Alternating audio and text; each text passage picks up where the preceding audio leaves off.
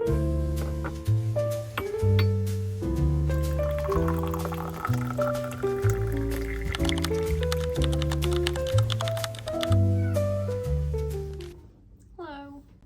I'm back again after promising myself not to film another sit-down video, because for some reason whenever I'm in front of the camera I seem to not talk the way I always do. I speak too fast and then lose my strand of thought.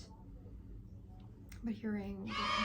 Today I want to tell you how to learn multiple languages at the same time.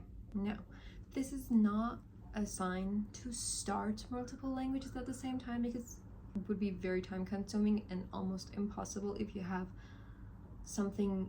a study going on or a job or whatever. This is if you know different languages in different levels, but you're having a hard time studying all of them, catching up to them. This is for you. Okay, let's start. The first thing is pick one language and put the others on maintain mode. For example, I've put English, French, and Korean on maintain mode, which is I don't study them actively on a textbook or a piece of paper, but I consume content in those languages, I read books in those languages, I watch TV shows in those languages.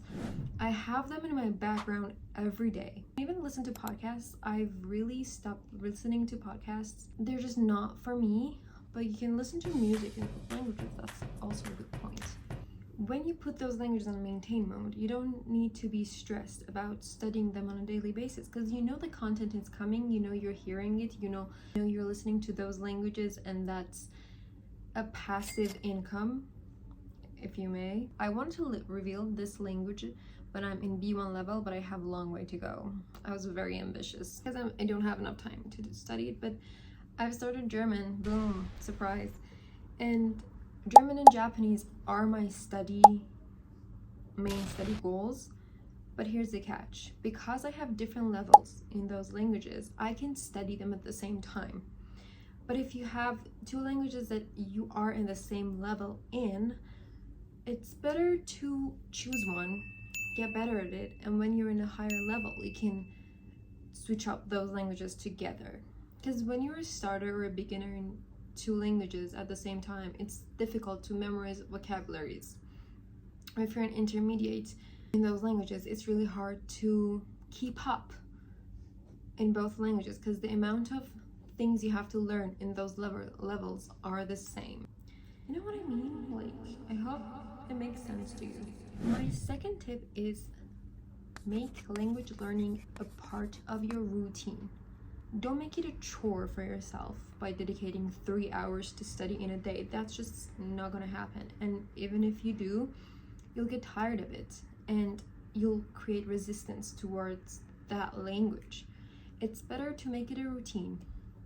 When you wake up, you watch a video in one of the languages that you feel like you're in the mood in. And you continue with the rest of your day. You listen to a podcast, you listen to music in that language. See what I'm doing? You're switching up languages, but your study session is dedicated to your goal language, your target language, your main target language, because all of them are our target language. It's also another useful way to have interaction with other languages, as well as studying your main target language and not losing what you've learned before.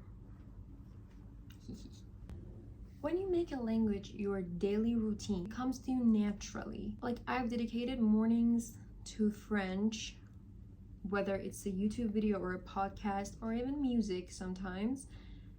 It just helps me get in the mood. Like, when I wake up, I'm in my French mood, you know? I'm like, bonjour tout le monde. I don't wake up like that. I don't wake up that positive. I just wake up very neutral. Then you can go with the rest of your day. I usually study German midday if I have the time, because I go to work and that's very time consuming and I really need to find the time to study a textbook. And when I come back home, I usually watch a K-drama or Korean show. I read English books. My English level is the highest in my foreign languages, so I'm really okay with reading in English. I'm still not as comfortable with reading in French and Korean. I'm not comfortable in reading in Korean at all. Like, I'm so scared. I have bought a book, read a page, gave up, and that's on my shelf.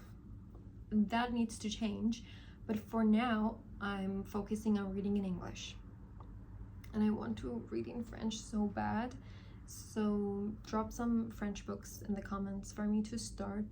So make it a part of your routine. It's so easy if you dedicate the time and effort. And for Japanese, I honestly am trying to fit it in, and my biggest fear right now with Japanese is kanji. So I'm just using Duolingo and a bunch of other apps that I've put in here for you to memorize kanji, because if you don't know kanji, you cannot learn Japanese. I mean, you can, but like, it wouldn't be Japanese, you know? So those were my tips for learning multiple languages at the same time and maintaining all of them. I really hope that that was helpful for you. I'm still finding my way, and I'm testing different ways, and I'm also on my learning journey. So these methods may not be perfect, but these are the ones that have worked for me so far. Tell me about your experience. Tell me how you manage learning different languages at the same time, and tell me if you have ever started multiple languages at the same time, because I haven't. Yeah, I haven't.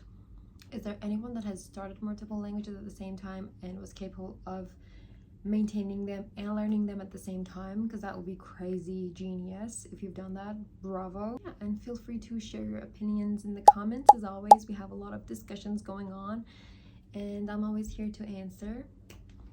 See you in the next video. Bye. چرا صدام اینطوری میشه هر موقع میام جلو دوربین؟